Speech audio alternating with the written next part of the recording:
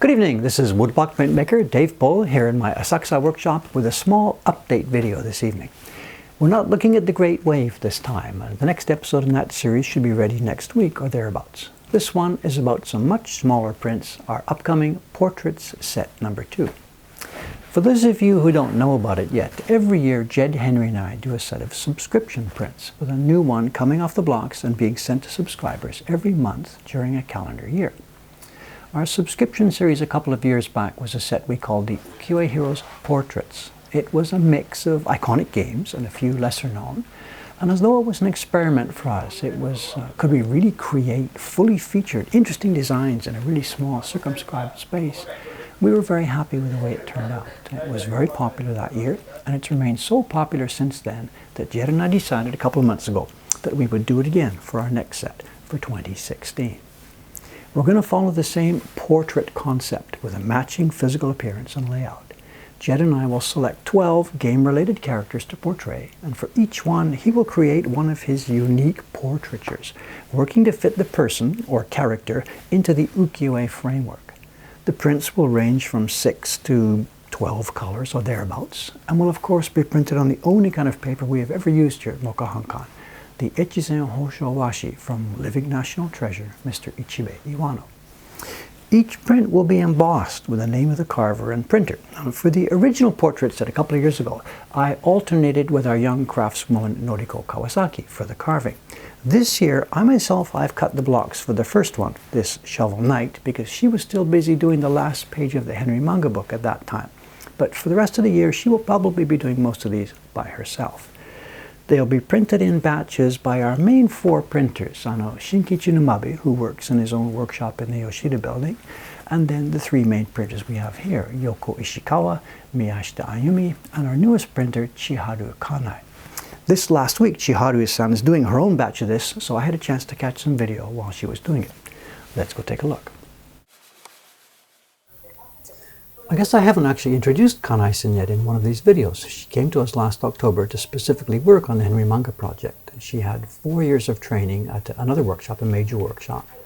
I left there and I spent 2 years out of the business, and once we found out about her, we gave her a call and see if she wanted to work, and she was a little hesitant, but then joined us, and now she's one very happy camper, doing fun work, steady work, getting paid well for it, and even getting a chance to appear in famous YouTube videos.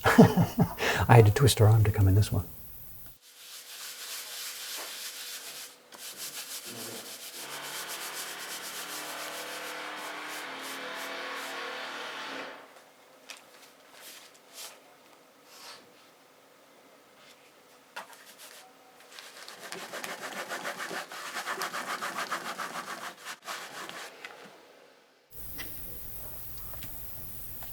This is the deeper blue coming on the Shovel Knight, and this is not a complex print. I think altogether it's 9 impressions.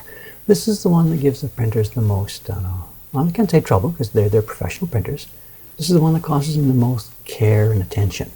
Making a gradation. The brush has the pigment at the bottom side, her right hand side, and just paste up at the top left. And to make a single gradation is no problem at all. It's heavy at one end and light at the other end. She's wiping off a bit of the excess water there. But the problem with the gradation is to make them all the same, because you have no idea how far the pigment is creeping up inside that brush to get to the end. You don't know until you pull off the paper and have a look at the result. So you're always looking at the one before to gauge what you do for the next one. You're trying to keep it, how are we doing? Coming up just to the right place.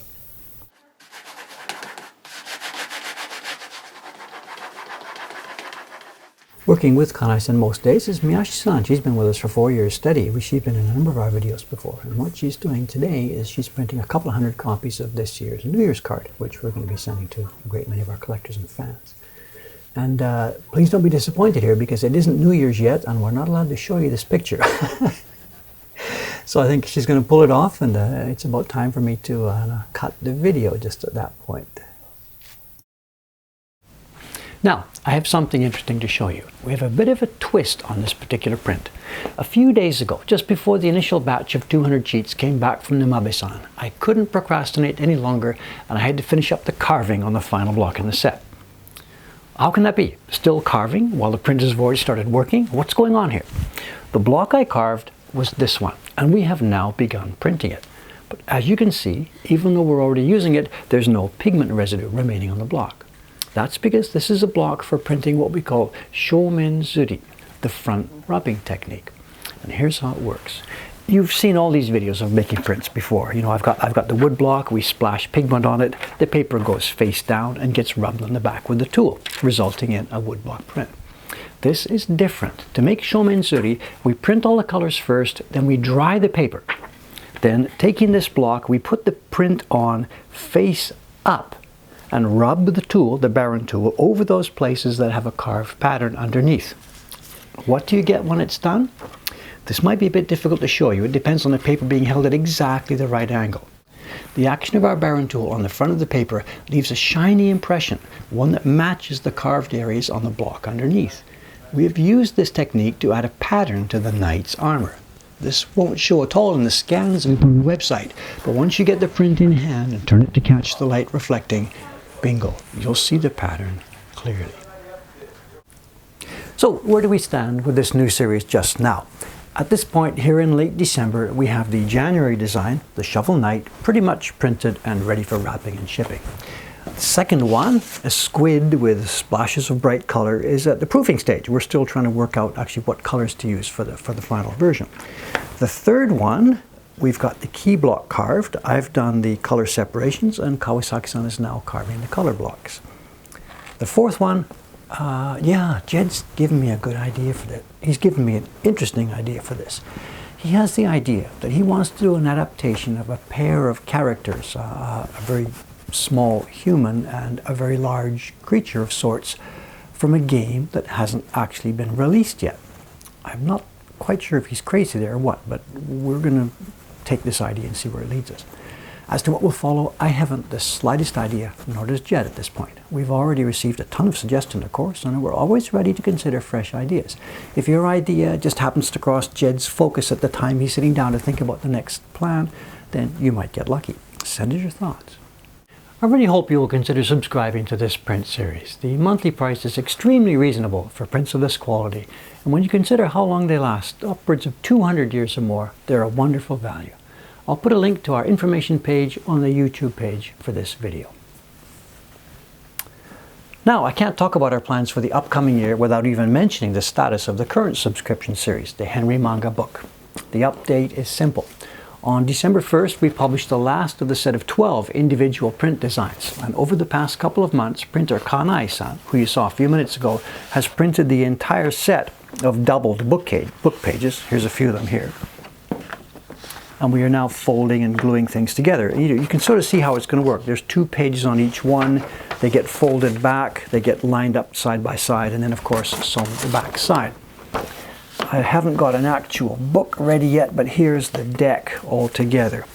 We're going to be using a vermilion cover. It's got a pattern printed on it, the label there, and of course the thing will go through like this. It looks pretty good, and it's going to look wonderful when we're all finished.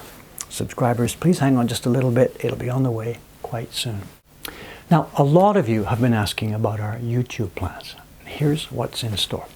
Now that we have temporarily caught up with the backlog of great wave orders, I asked our printer Kubota-san to send me back the block set. I want to keep it here for a few weeks and give the wood a chance to really dry out after the hard work it's done for us the past couple of months. And my second motivation is I want the blocks here so that I can make a YouTube video, the last one in that series, explaining some of those huge problems we had along the way just before we were able to get the print finished. It'll be sort of a show and tell episode explaining some of the things that happened. Then sometime over the New Year break, I'll be getting this camera out again and we'll attempt to make the first video in our planned new series.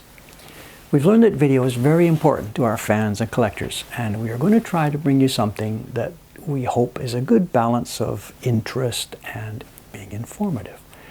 We're not quite sure yet. We're still trying to gel the idea, but we're going to give it a try anyway. Stay tuned, please. Now, to close off this little update video, I don't have a trip outside planned. Instead, I'm going to give you a short glimpse of the chaos upstairs. As many of you already know, a couple of weeks ago I signed a lease for the 3rd floor of this building. This is the 2nd floor here.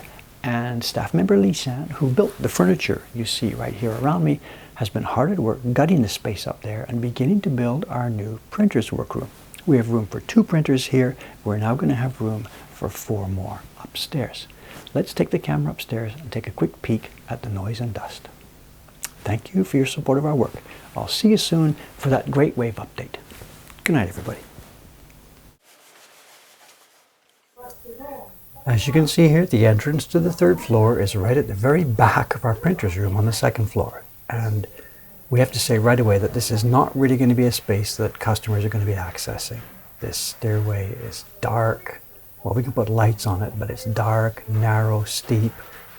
It's really going to be too dangerous for customers to come up here.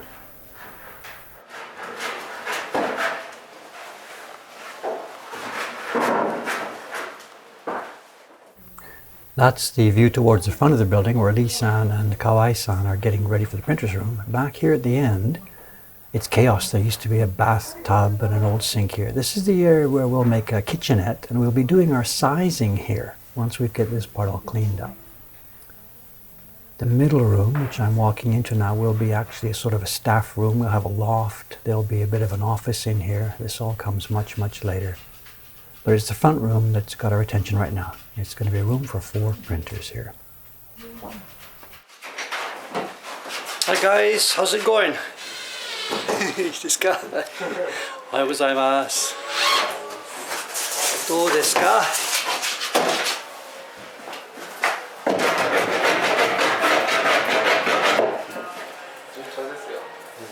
順調ですか?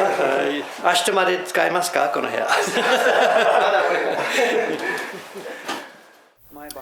You see the old floorboards are still there. We've put 4 sort of boxes in, and we're raising a floor above those. And the printers will be actually, their legs will be going down under the floor.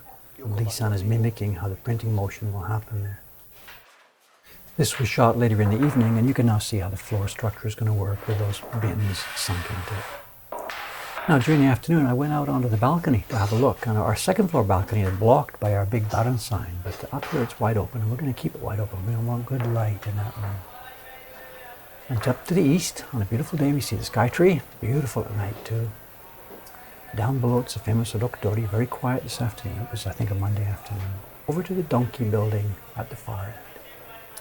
So, we'll be bringing you back another update quite soon.